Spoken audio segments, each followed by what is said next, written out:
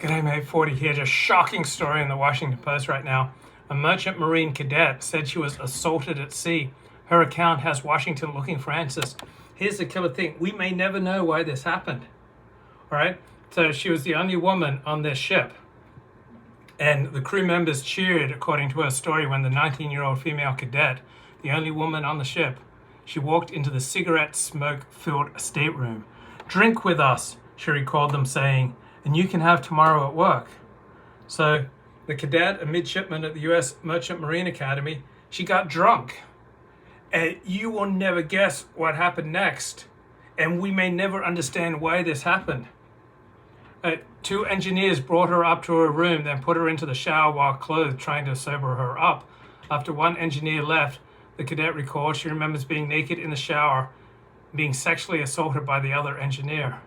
We may never understand why this happened. Like, why would this happen when she's the only woman on a ship, 19 years of age, and gets drunk with all the guys? We may never understand. This is so bewildering. She woke up the next morning and she realized she'd been raped. And then she had to spend weeks more on the ship, stuck at sea, and routinely crossing paths with the man she said who attacked her. It was like literally living in hell. And she tried to resume her studies after returning to the academy, but she was destroyed inside. For 2 years, she told nobody what happened. She feared people would doubt her. Then last month, she wrote an account of the attack for a website that advocates for victims of sexual assault at sea. We will likely never understand why the only woman on a ship, a 19-year-old woman who gets drunk with the guys, would then become a victim of sexual assault.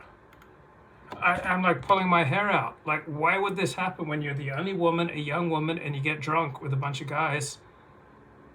I mean, this is shocking. Like, who could have foreseen this? Who could have predicted this?